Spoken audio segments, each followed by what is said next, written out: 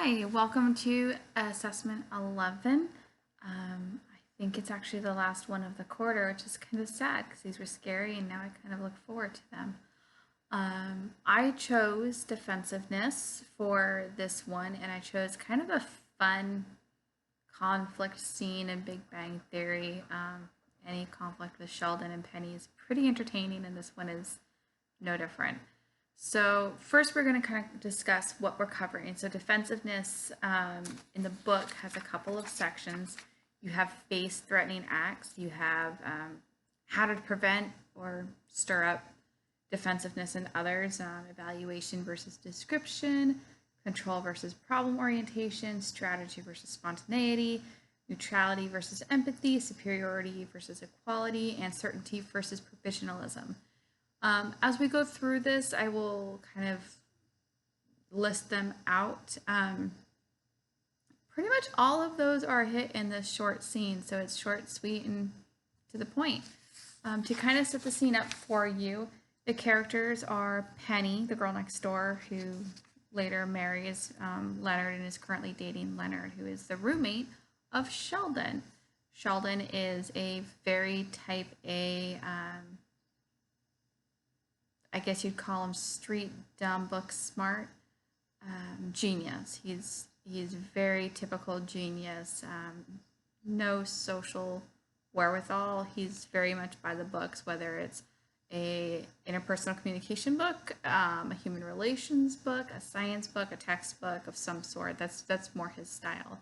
He doesn't have a lot of the social skills that most people have. And what he has, he's learned from siblings and friends, and it makes for a very entertaining character. If you haven't watched Big Bang Theory, you have to. So those are the characters that we're working with. The setting is they have culminated into an all-out war between the two of them. She has created minor infractions against his code of friendships, sitting in his spot, doing laundry and leaving laundry downstairs in the laundromat on laundry day, ruining his opportunities. And it is just, he's banned her from the apartment and he is out for revenge. So the scene that brings this to mind and brings us to where we meet them, the situation is that she has done laundry again and she has left her laundry downstairs and without regard. So when he went to try to do laundry, he found her clothes in the way, which of course was very upsetting for him, very frustrating. He has talked to her about this. She knows better and she continues to do it despite the fact that there is a sign he brings up telling you not to leave your laundry unattended. And so he hangs it out for all to see. And that's really this first step that we see in the book that you see in this show and kind of starts it up. It's a face-threatening act. He has hung her undergarments out for the world to see on the phone lines. When he demands an apology and she does not, he suggests that she find a big stick and play panty pinata. So very, very much a face-threatening act. He is threatening her pride. He is threatening her image of an upstanding citizen. Pretty much everything a girl wants to portray herself as far as a decent human being.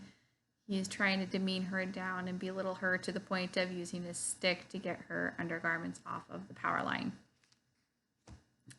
She immediately goes into evaluation versus description and evaluates the situation. She tries to get control of it when she realizes it is out of control, and she tries to say, instead of apologizing, look, you've made mistakes, I've made mistakes, we've both done dumb things, let's just move on with our lives. Trying to just kind of, let's just move on. Let's just not deal with this.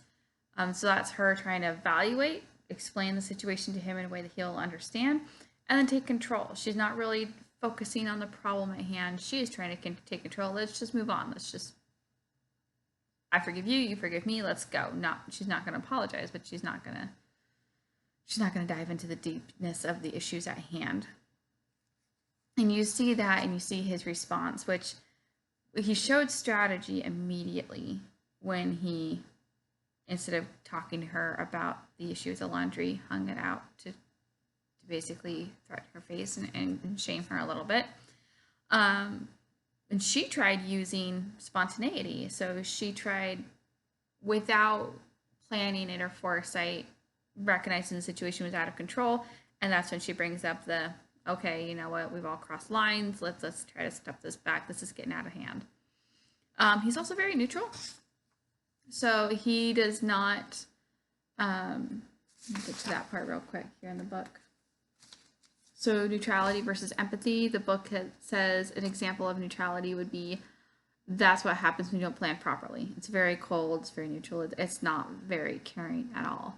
Whereas an empathic would be, ouch, looks like that didn't turn out the way you expected, which is a little bit more soft and a little bit approaching. He's very neutral, very neutral, very you earned it stance. Well, she's more of an empathic, let's move on. This isn't really what we wanted. This isn't what we want for the future. She's trying to lead to an easy thing, and he's like, no, sucks to be you kind of position. And then you also see him use his superiority complex, which he's kind of famous for. He does not go for equality at all. He goes immediately to superiority, which is, I'm not the one that has to apologize. I'm not the one that's in the wrong. You're the one in the wrong.